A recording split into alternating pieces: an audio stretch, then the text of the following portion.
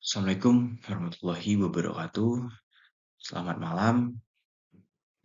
Sebelumnya, perkenalkan nama saya Manadi Arhab, mahasiswa program studi ilmu pemerintahan, Fakultas Hukum, Universitas Jambi, dengan NIM B1B1 23084. Maksud dan tujuan saya membuat video ini adalah untuk memenuhi tugas UAS dari mata kuliah Korupsi dan Pemerintahan, yang dimana tugas ini diampu oleh dosen pengampu Bapak Alfaberiansa SIP MIP, yang dimana pada pembahasan kali ini saya akan membahas tentang eh, makalah yang telah kelompok saya buat, yaitu membahas korupsi dan pemerintahan. Baik, menurut Kartono 1983, di mana beliau menjelaskan bahwasanya korupsi merupakan sebuah perilaku menyimpang yang dilakukan oleh individu yang memanfaatkan kekuasaan pun jabatannya untuk kepentingan pribadi. Yang dimana yang dimaksud dalam hal ini adalah sebuah individu memanfaatkan kekuasaannya untuk eh, mementingkan kepentingan diri sendiri. Oleh karena itu, sebuah fenomena ini tentu saja dapat merugikan kepentingan umum maupun negara, serta penyalahgunaan yang ada pada kekuasaan tersebut ini turut bisa menyebabkan berbagai bentuk eh, korupsi, seperti adanya suap, gratifikasi, hingga nepotisme. Dan pada kasus-kasus besar yang menjerat pejabat publik hingga pimpinan perusahaan swasta, tentunya banyak yang menunjukkan bahwasanya korupsi ini telah menjadi fenomena yang sistematis. Kenapa sistematis? Karena korupsi ini bisa dibilang sesuatu yang sudah bisa terbilang turun-menurun, yang telah ditetapkan oleh nenek moyang kita, bukan tanpa dasar maupun tanpa persetujuan, tapi korupsi ini sudah mendarah daging, terutama bagi bangsa kita, bangsa Indonesia. Oleh karena itu, penting bagi kita untuk kaji lebih dalam mengenai akar persoalan fenomena ini, dan seperti apa eh, pola-pola korupsi ini berkembang, dan bagaimana dampak yang ada, dan serta bagaimana pula kita dapat mengatasi hal ini dengan baik. Masuk pada pembahasan konsep dan definisi korupsi. Secara etimologis, korupsi itu berasal dari bahasa Latin yang yang eh, diambil dari bahasa corruptio, yang berarti kerusakan atau busukan. Yang dimana dalam konteks ini, dalam konteks modern, tentu saja korupsi seringkali dikaitkan dengan tindakan penyalahgunaan kekuasaan, terutama untuk keuntungan pribadi atau kelompok tertentu.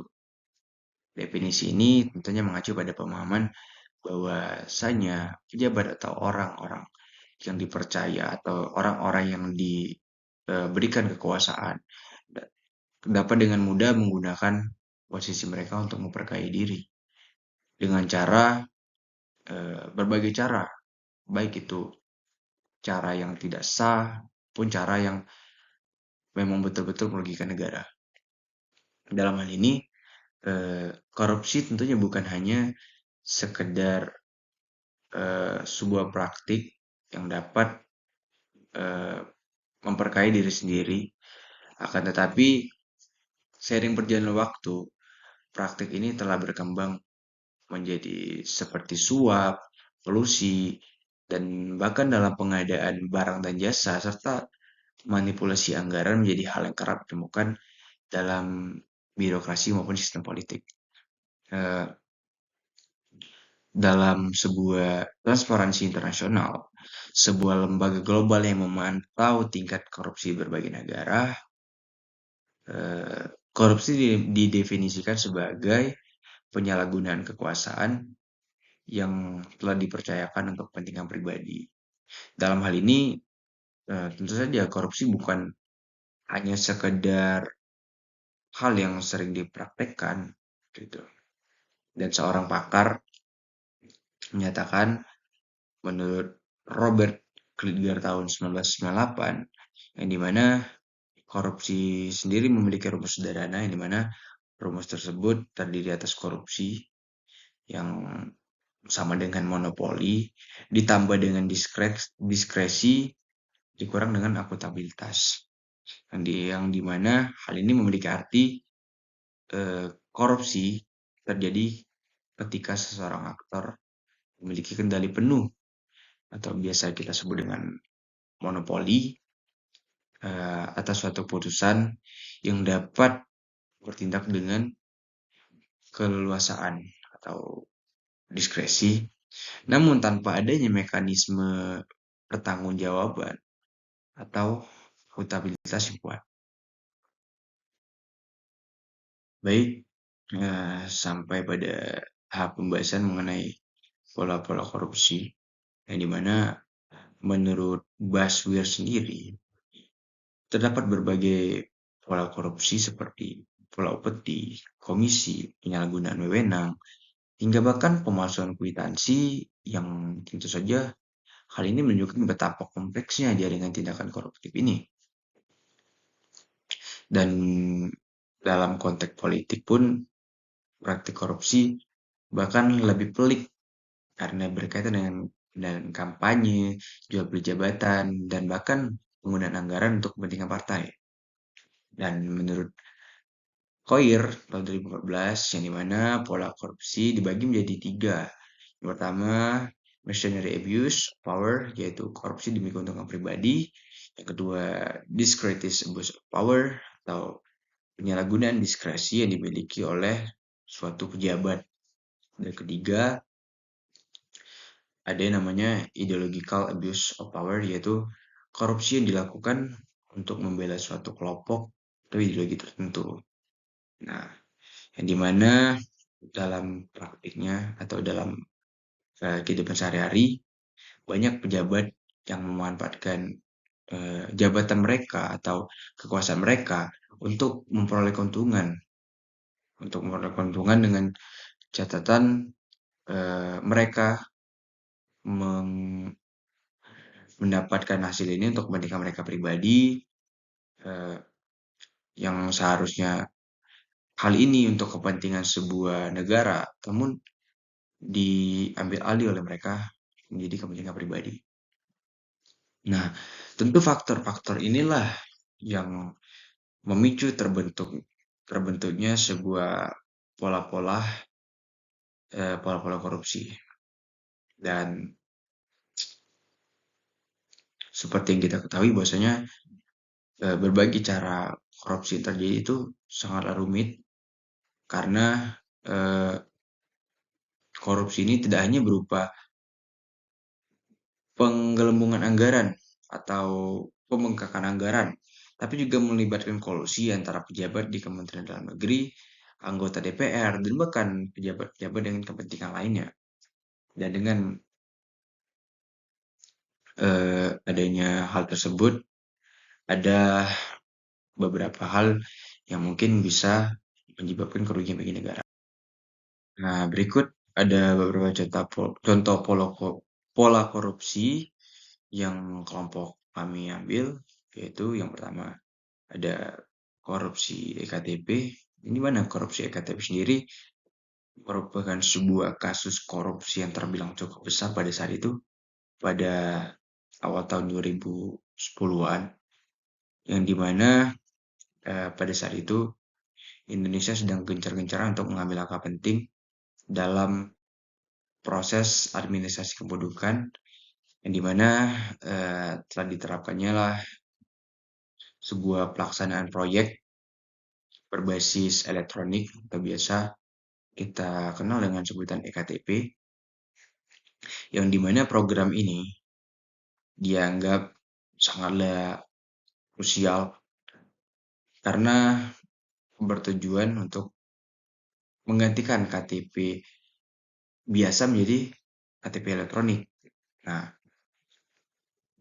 dengan cara itu bisa diharapkan masyarakat dapat dengan mudah menggunakan KTP yang mereka miliki.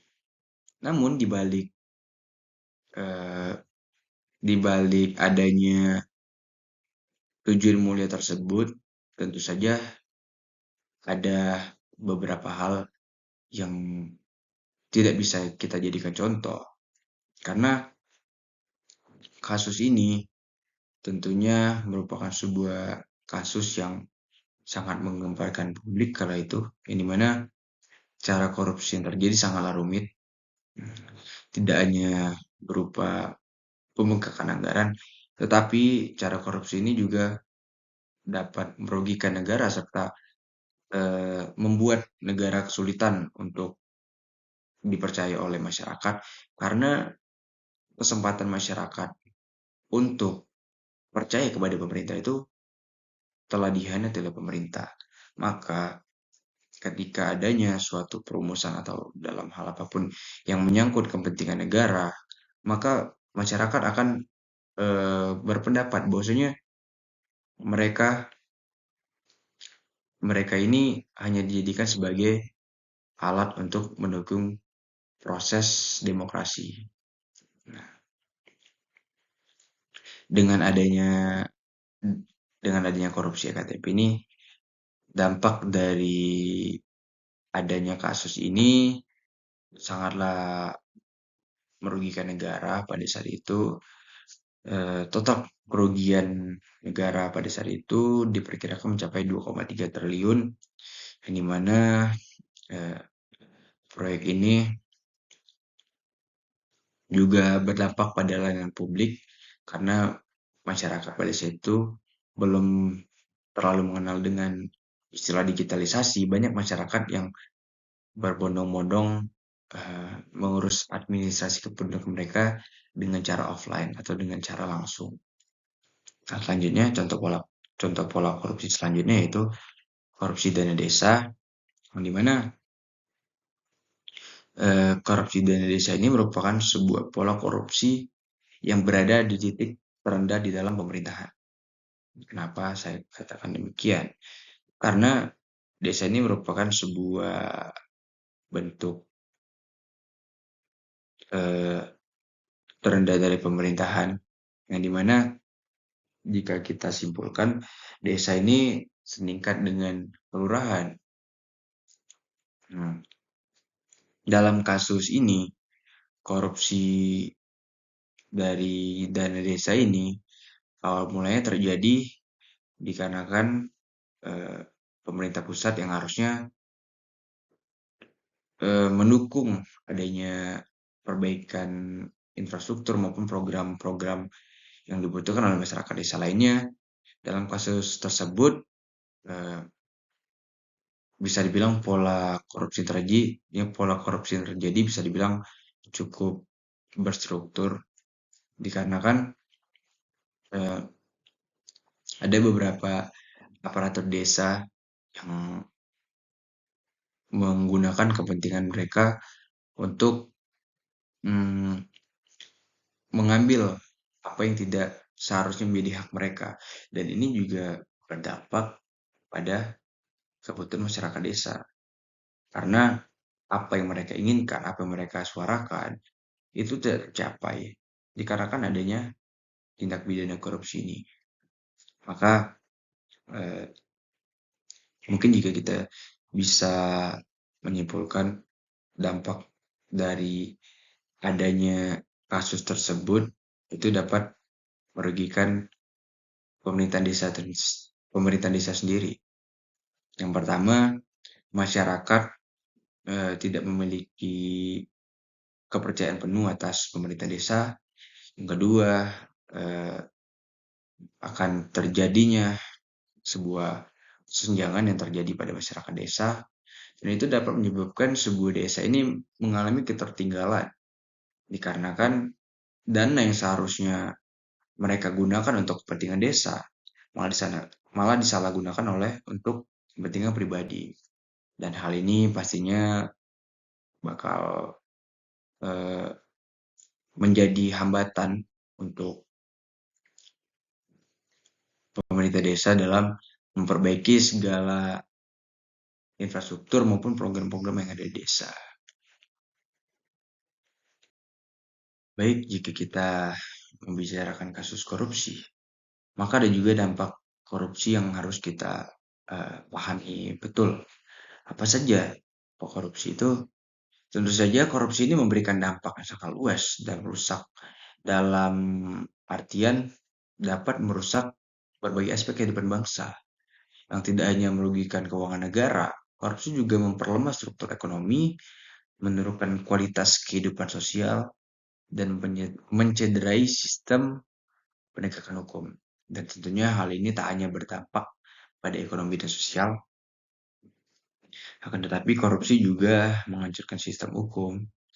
Penegakan hukum yang harusnya menjadi tegas, tentu saja bisa jadi penegakan hukum ini bisa jadi eh, jadi tumpul karena adanya intervensi dari para penegak hukum itu sendiri. Karena bisa saja terjadi kasus korupsi di balik hal itu.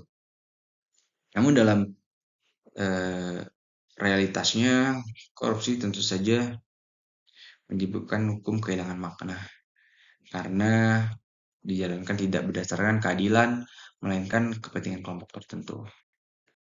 Nah, tentu saja di balik hal itu semua kita harus perlu memikirkan strategi apa yang harus kita lakukan untuk memberantas kasus-kasus korupsi yang ada. Pemberantasan korupsi tidak bisa dilakukan hanya melalui satu pendekatan maupun beberapa eh, aspek yang bisa dikatakan dapat mengatasi berbagai kasus tersebut. Namun diperlukan berbagai strategi komprehensif yang melibatkan berbagai aspek struktural, hukum, dan kultural. Struktur hukum yang tentunya berkaitan dengan lembaga-lembaga seperti KPK, kepolisian, kejaksaan, dan pengadilan. Tentu strategi yang perlu ditetapkan adalah dengan memperkuat pengembangan pendidikan anti korupsi sejak dini. Dengan cara itu, saya kira eh, banyak orang yang akan merasa bahwasanya korupsi ini sangat berimpact pada masa depan, tentunya pada masa depan yang akan terjadi selanjutnya. Namun tentu saja tidak dapat kita pungkiri semua strategi ini tentu saja tidak akan berjalan dengan baik tanpa adanya komitmen politik yang kuat. Jadi kesimpulan pada pembahasan yang telah saya bahas tadi adalah eh, korupsi merupakan sebuah permasalahan yang kompleks dan sistemik yang tentunya tidak hanya menyebabkan kerugian finansial negara, tetapi juga mengerogoti kepercayaan publik dengan cara memperlebar kesenjangan sosial, merusak tatanan birokrasi, dan menurunkan kualitas demokrasi. Oleh karena itu, pemberantasan korupsi ini harus dilakukan secara menyeluruh melalui penguatan lembaga pengawas dan penegakan hukum, serta reformasi regulasi dan pembaruan sistem birokrasi saya rasa dibutuhkan karena perlu dibutuhkannya sistem birokrasi yang lebih transparan dan akuntabel. Selain itu, negara juga harus menjamin perlindungan bagi pelapor atau whistleblower yang dimana whistleblower sendiri berperan sebagai eh, masyarakat yang ikut serta dalam pengawasan. Namun eh, namun demikian seluruh strategi ini tidak akan berjalan efektif tanpa adanya komitmen politik tadi. Mungkin cukup sekian pembahasan dari saya. Kurang dan lebih saya mohon maaf. Saya akhiri. Wassalamualaikum warahmatullahi wabarakatuh.